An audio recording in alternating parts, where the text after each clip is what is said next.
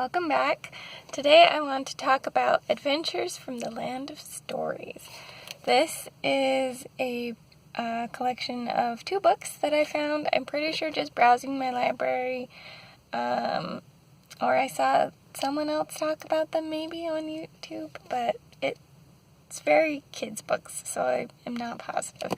But this is a collection of 2 books, Queen Red Riding Hood's Guide to Royalty and the Mother Goose Diaries. And as you can see if you look at this, it says it's by Chris Colfer, which I did not recognize his name, but it turns out that this is Kurt from Glee. What? He narrates the books too, which is how I found this out, because he started speaking, and I was like, wait a minute, I know this voice. So I went and I looked, and yes, he's from Glee. So that's fun. He writes novels now. I also looked into it. It's like a whole big series. Go figure. So yeah, this is one I just picked up for a little bit of like fairy tale whimsy and stuff, and that's what I got.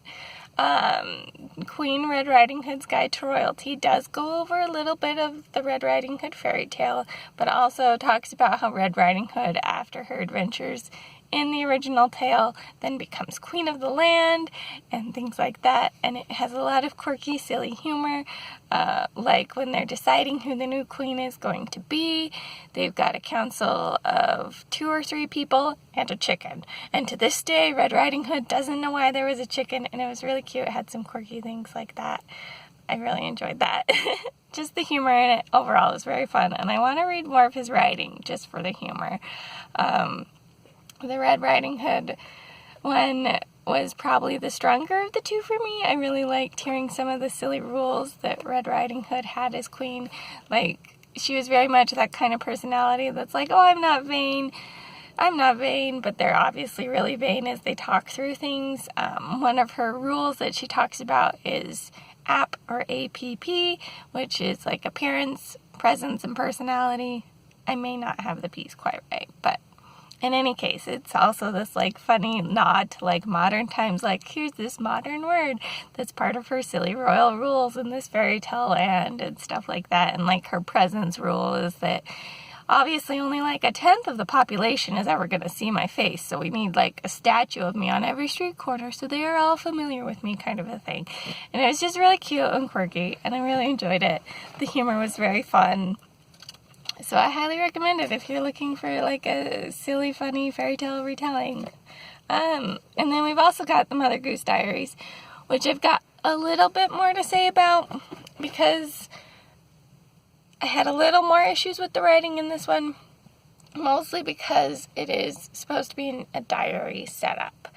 The diary aspect of it didn't quite work for me because it would be like, this is the day, it'd give you the date for it, and then it'd go off starting to describe a day, and then all of a sudden it'd be like months passed.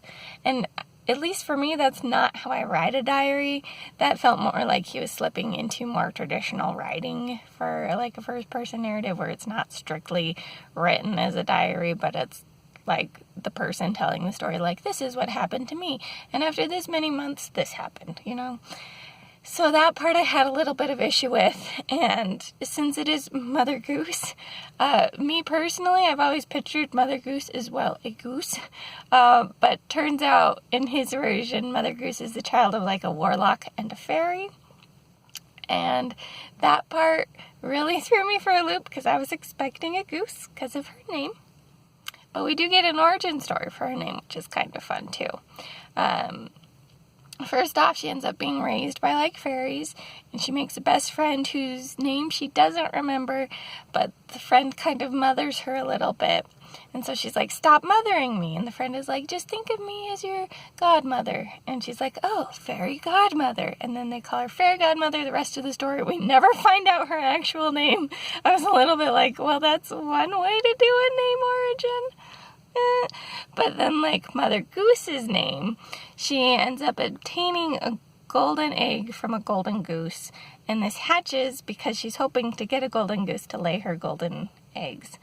But it's a gander, and she ends up raising him, and so through some series of events with him, she's like, call me the Mother Goose, and that's where her name came from, and that I thought was fun.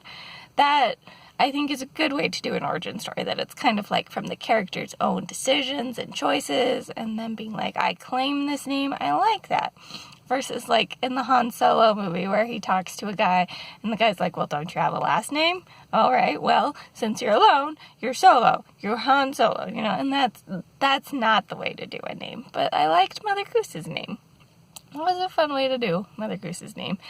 So, you know, it's fun and quirky. If you're looking for a silly fairy tale retelling, which is what I got out of it, this might be a good choice for you. If you get the audiobook version, it does technically have 4 discs, but only 2 of them actually have the stories on them, so it's 1 disc per book.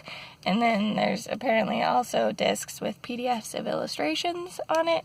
So obviously if you got the physical copies, I assume the illustrations are just within the book. And that's part of why they included them as discs instead, so that like kids could still see them if they wanted to.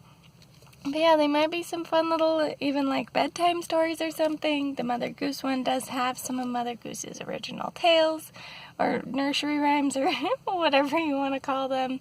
So it's got some silly rhymes in it. And also it did have a good theme in it, because it talked about brightening people's days and being able to make people smile and happy being a good thing, and all of that kind of stuff. So there's also that going for it, if you're looking for a little bit of a moral as well.